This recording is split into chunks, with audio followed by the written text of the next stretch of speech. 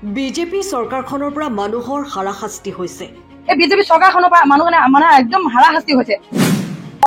আপোনালোকৰ ইচ্ছামতে ভোট দিয়ক, তেওঁ সেইটো ক'বলৈ প্ৰয়োজন নাই।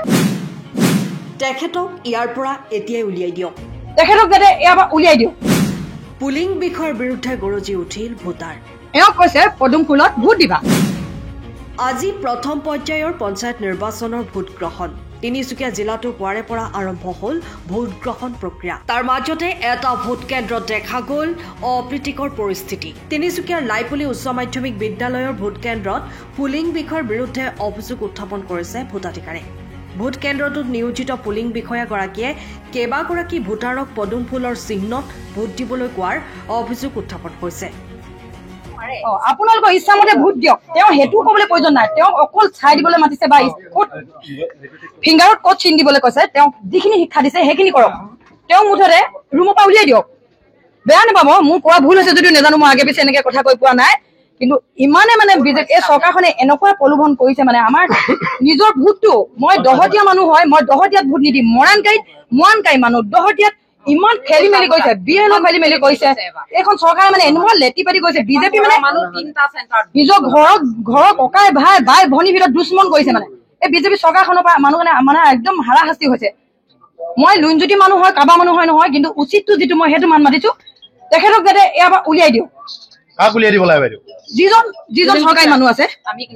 চৰকাৰী মানুহজনে কি কৈছিলে? এওঁক কৈছে পদুম ফুলত ভোট দিবা। পদুম ফুলত ভোট দিবৰ কাৰণে কোনে আহ্বান জনাইছে? পুলিং বিষয়াই। হয়, দেখুৱাব পুলিং বিষয়াজনে যেতিয়া নেকি কৈছে ভোট দিবলৈ পদুম ফুলত, সেইটো কাৰণে মই কৈছো যে কি সিহঁতক আমি কৈছো ভুল নাই জানো? আপোনালোকে কওক, ভুল কৰিছে নে সেইটো কওক। আপোনালোকে কি বিচাৰে এতিয়া? আমি বিচাৰিছো তেওঁ যিটো দায়িত্ব লৈ এই চিটটোত বহিছেহি, সেই দায়িত্ব কাম কৰক। সেইটো দায়িত্ব লৈ কাম কৰি তাত বহক। এতিয়া বিচাৰিছো তেওঁ তাৰ পৰা যাতে ওলাই দিয়ে। সেই বিষয়াজনক তাৰ পৰা উলিয়াই দিয়ক, ঘৰলৈ পঠিয়াই কিবা উচিত সিদ্ধান্ত লয় তেওঁ সেইটো কৰক। কিন্তু সিটো শাস্তি পাবলগীয়া কাম কৰিলে যেতিয়া সেইটোতো কৰিব লাগিবই।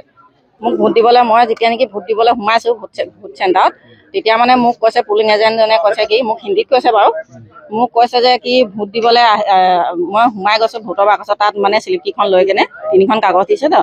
তাৰপিছতে মই যেতিয়া সোমাই গৈছো তেতিয়া ষ্টাম্পটো নি দিছে। ষ্টাম্পটো লগাই কেনে যেতিয়া নেকি নি দিছে, তেতিয়া কৈছে মোক পদুম ফুল পৰা দেখাইছে, হিয়ামে ডাল দিয়ে বুলি কৈছে। বিজেপি চৰকাৰক ভোট দিবলৈ কৈছে। পদুম ফুলৰ পৰা ডাইৰেক্টে দেখাইছে যে পদুম ফুলত ভোট দে এনেকে বুলি। মই তেতিয়া ক'লো কি মই জানো ক'ত দিব ভোট ক'ত দিব লাগে, মই জানো, মই নিজে দিম এনেকে ক'লো। কৈ লৈ কেনে মই কাগজখন জাপি তাত ভৰালো।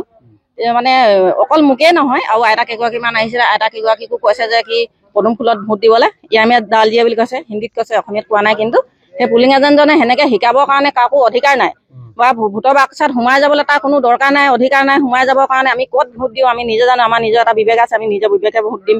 কাৰণ কেলৈ আমি জানো কি হৈছে, বিজেপি চৰকাৰে কি কৰি আছে আমি চব দেখি আছো।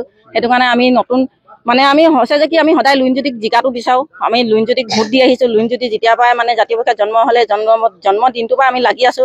আৰু সেই দিনটোৰ পৰা লাগি যেনেকে ইমান কষ্ট কৰিছো, সেনেকে আমি জাহাজত ভোট দিয়াটোৱে বিচাৰো।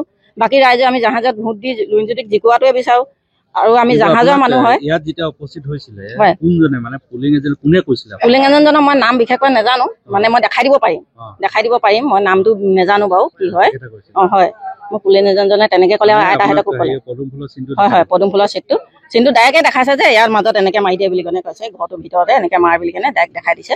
সেইটো কাৰণে আৰু বেলেগ মানুহকো কৈছে, আৰু বা কিমান মানুহক কৈছে তেনেকে।